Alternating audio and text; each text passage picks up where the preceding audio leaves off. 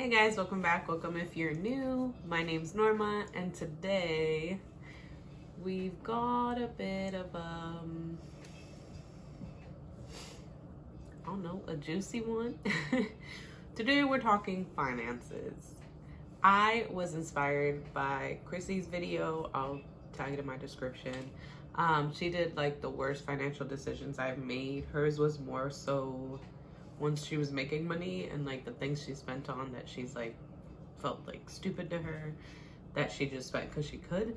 And that was more her style. Mine is gonna be more so we're just gonna go through like the history of Norma's finances. My hope with this video is to like kind of take the shame or like embarrassment away from the topic when you're like not doing positively with finances.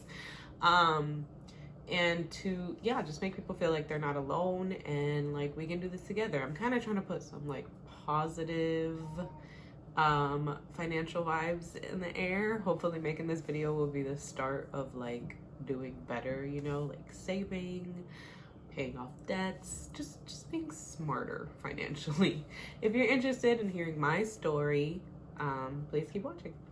Okay, so we're gonna start from the very beginning. 17-year-old Norma graduating high school.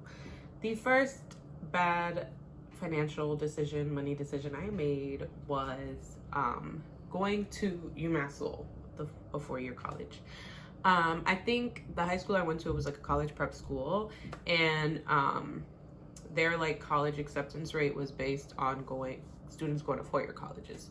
So they would make us apply regardless of whether you were going or not. But I think for me and a lot of us at the school, it made it feel like that was the only right option. Like if you got accepted to a four-year college, you should go. Why wouldn't you go, right?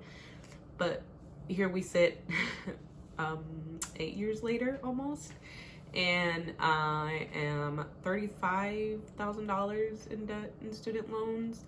And so I wish I had, I forget what the program's called, but NECO, the community college in my town, my hometown, you go for 2 years, and if you finish in 2 years, if you finish your associates in 2 years, then you get your bachelor's like paid for, like a scholarship. They have a list of like colleges you can choose from within the state, but still all, you know, paid for. And so if I had made that choice back then, I'd have no student debt, and who knows, I might have actually finished in 4 years. But yeah, so that was the first bad money decision I made. I wish I had had more knowledge into that world, or that, you know, I didn't have like a kid's perception where it's like you just have to go with the norm, or feeling like you can't really color outside the lines. But that was the first bad decision. And then into college, credit cards were my next bad decision. Now, credit cards can be a good thing used correctly. Norma did not use them correctly. So my first credit card, I'm just gonna go through the list of credit cards instead of like, you know, kind of condense the story down. But my first credit card was a Discover credit card for $300, which I'm pretty sure I used to buy books. Maxed it out. At the time I was paying the minimum. My next card after that wasn't like an actual card, but it was an Amazon credit line for like $800. I used it to buy my books on Amazon. I used it to buy my cousin's backpacks, all this stuff. I went all out. Maxed that one out. Up until that point, I was paying the minimum on both cards. My third card was an Old Navy card for $300.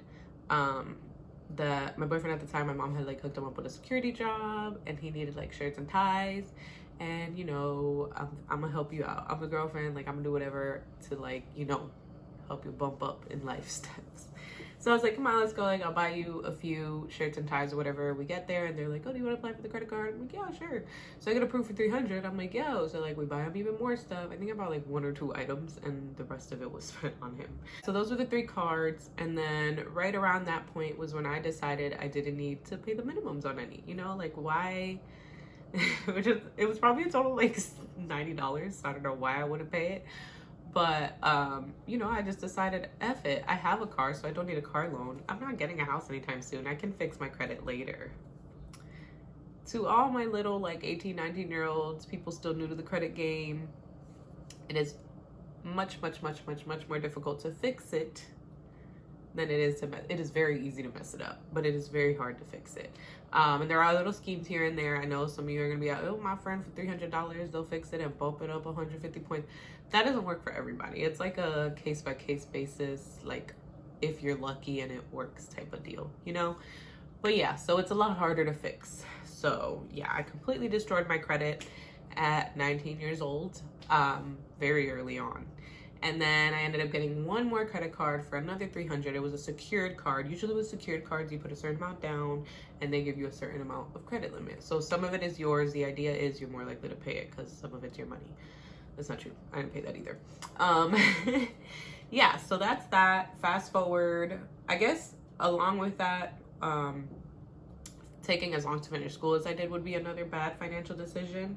I really started messing up in my junior year, and I withdrew from a semester, then I withdrew from a few classes, and it got like my student bill racked up because obviously financial aid, a piece of it is based on how well you're doing, and obviously I was not doing great. So yeah, that really messed with me. I had a student bill, and then like I couldn't register for classes, and then maybe like a year into me living in Ohio, my advisor reached out and they basically offered to take the hold off so that I could finish my classes, because you know, to them it looks good if you're done, whether you have your degree or not. So he took the hold off so I could finish the classes I needed, but then I still had to pay that bill to get my diploma. That bill is now paid, so that's a smart financial decision I made right there. And I do have my diploma, but yeah, so those were the bad, like, I guess, money decisions in college. Well, also, I had 2 jobs. I worked for Girl Scouts as a FAB facilitator. It was like after school programs for areas that wouldn't really have traditional troops, or maybe girls can't afford traditional troops. And we would run an after school program that allowed them to participate in all those activities. Along with that, another part of my position too, I worked weekend programs. There was like little weekend programs like cupcake decorating and things like that where girls could go get badges.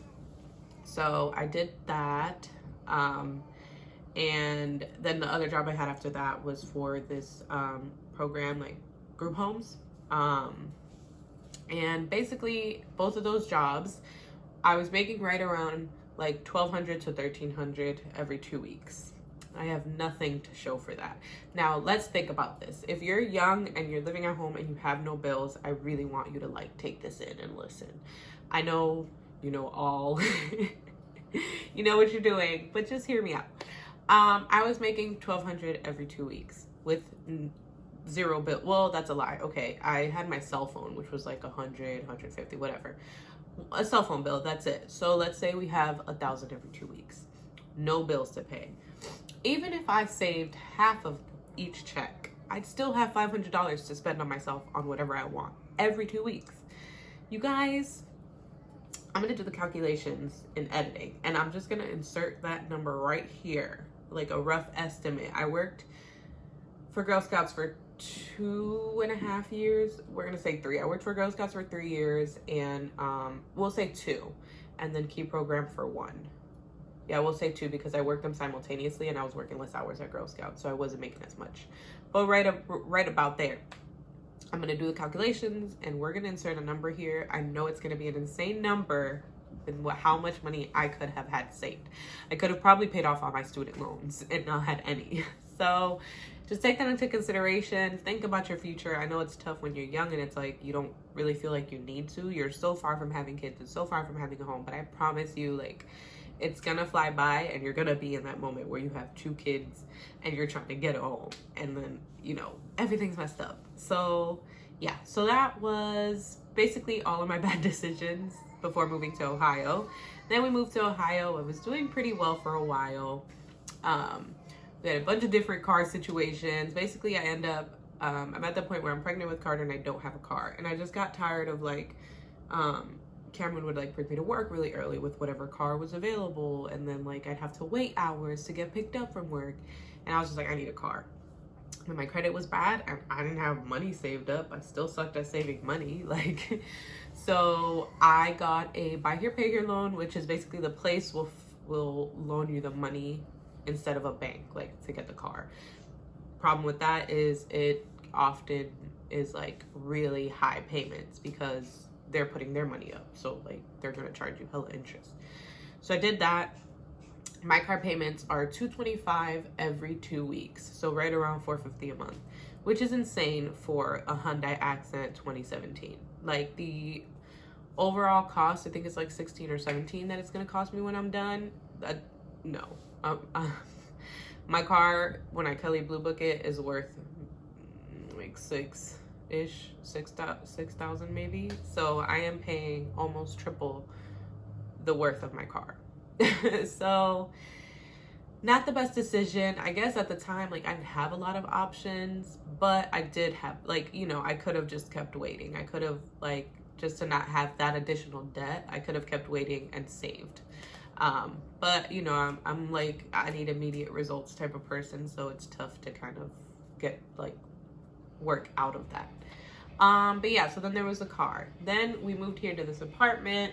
Now you have to consider, like, when you add all these chunk of bills, like big chunk of bills, and you don't know how to save, you're gonna get yourself into, like, tricky situations. So if you're stable where you are, no one's rushing you out, which no one was rushing me out. I just, you know, we had a kid. We were, like, in his parents' basement, which was fine. It had, like, it was like a living room space and a bedroom, so there was plenty of space. But I don't know why. I was just like, you know, we're adults, we have a kid, like, we need to act like adults and move. And I wish we had her, honestly. A lot of the times I'm like, we should just go sit down with his parents and be like, look, like, let us come back. And we'll start paying that rent again. That's like a quarter of what we pay here. And yeah, let us come back so I can get my life together. But yeah, so just save before you make big money decisions. But yeah, so what that caused was for me to then start getting payday loans. So I had 2 payday loans for a total of like $900 between the two. And I was paying like the minimum, and it was fine. I was paying them off, so it is what it is. Problem though, you basically end up like spending twice what you borrowed, you know? So it's like, they're not worth it. They suck. But then I was on maternity leave with Kai, and it was unpaid. So I wound up not being able to pay those. Cameron was paying all the, like, important bills, but, like, that just wasn't important. Now, because they don't look at credit, it probably takes a really long time before they can affect your credit. So I wasn't paying it, so I just had to deal with, like, the consistent calls. Eventually I got my taxes and I, like, paid that off, so, like, that's gone. But still, that's a lot of money that I could have been saving or, like, using a little bit more intelligently. But yeah, that I would say was those were the last, like, really big bad financial decisions I've made. Steadily over the course from back then till now, savings is an issue. I am terrible at saving money. Like, up until this point, I've been able to, for the most part, not paycheck to paycheck, but for the most part, 95% of the time, I have like maybe like 40, 60 bucks left between paychecks to make it to the next one. And that's like diapers, food, everything's bought. I'm not like struggling to get diapers or anything, but like I could do better than that. I can. So, yeah, that is my financial history. And I kind of wanted to include like tips, advice, a little bit of encouragement towards the end of this. So when it comes to credit, and I know it's kind of funny to hear credit advice from someone with really bad credit or someone who messed up their credit so bad, but I think those are the best people, especially when they're self-aware, because they can tell you the things that they've learned or things that people have been like, this is what you should have done. So some things I've learned, not exact science, just things that make sense. And it's like, it's a smart way to approach it, is like with credit, you never want to use more than 30%. And that sounds pretty low, but like that's how you keep yourself from messing up your credit. So if you have a credit line of $300, you never want it to go below $90. So you only want to use 90 of that 300 at a time. That's tip number one. Tip number two is credit cards are not free money. And listen, like us Hispanics have a tendency to look at it as free money. You know, generational poverty is a thing.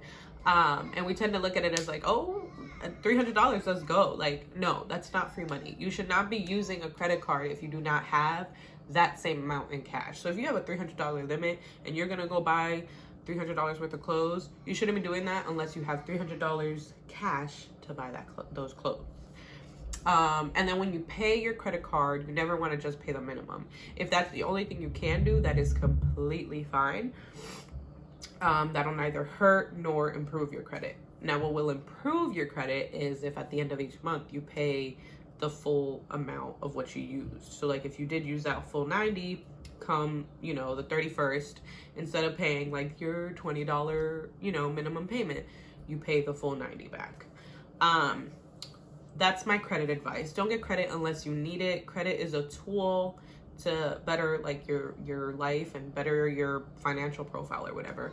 Also, something people never say is your credit isn't just about your score. Your score is important, but they also look at your debt to income ratio. That means how much debt do you have and how much do you make? Does it seem like what you make is enough for you to eventually pay off this debt? Because if it doesn't, I'm not loaning you money, because the chances of you not being able to pay me are higher than if you didn't have as much debt. And that's something that people don't say. And so it's tough because my credit score is now going up, but it's still a struggle because my debt is really high. So not only do I have to work on upping my score, I also have to work on figuring out how to get that debt down so I look good in both sides. That's all the credit advice. Money advice, the one thing I'd say that I personally know I need to start doing is I would say, I've always heard, like when you're gonna buy something you want, not needs, just like wants, like a bigger TV or, you know, these shoes, you always want to have 2 to 3 times more, like 2 to 3 times what that product is worth. Sorry. So if you're buying a $700 TV, don't buy it until you have $1,400 or $2,100, because that way you're not risking spending money that you'll need later, if that makes sense. Like, it's still nice to keep the $700. So if you really don't feel like you're gonna die without the TV, keep all the money. But definitely have at least twice as much as what you're buying is worth, because then you're not losing as much. Like if you saved up $50 and you spend that $50, like you're zeroed out versus still having $100 in there. But yeah, that's my little pieces of advice, my thoughts. I'm putting this video out there. Moving forward, we're gonna do better. I'm gonna get on my bank account, open up a savings so I can shove money in there. Oh, and my last piece of advice when it comes to savings, or yeah, pieces of advice, we'll say advice, is even if it's like $10 that you're putting aside each check, put it aside. I know we can feel like $10 is nothing, so I'm not even gonna bother saving that. I'm just gonna sit in this sadness that I don't have $100 to $200 extra dollars a check to put into savings. No, like save the little chunks. Like I made a list of all my bills and then like what I could save a while back, and I never put it into action. I'm gonna put it in action now, I swear. But yeah, I'll do a video. That'll be a good one. Maybe I'll do another financial video on that and like actually really openly show you guys like my bills and all that. And like what I'm gonna save. But yeah, save the $10 because it does add up. Like, and your savings should be like another bill. So like when you pay your rent, you can't turn around and say, "Oh, can I get like $300 back? I need it." Like, you can't do that. So do the same thing with your savings. Put it in your head that once I've paid that, it's a bill paid off. I can't pull that back out. Because it will add up. Like $10 over, 10 checks, that's $100 right there. And if you're not touching it, it's gonna keep building up. So that being said, let's go on this journey together. Let's all save our money. Let's all open some savings accounts. And even if it's $10 a check, let's start putting money in there and see where we're at in a few months. I hope you guys enjoyed this video. It was very personal, but I felt like it was very needed out here in our community. Like the video, comment down below if you enjoyed this. I don't want to say if you can relate because that's pretty private. If you're comfortable, go for it, whatever. But just comment down below any thoughts this video gave you. Subscribe to my channel and I'll catch you in the next one. Bye.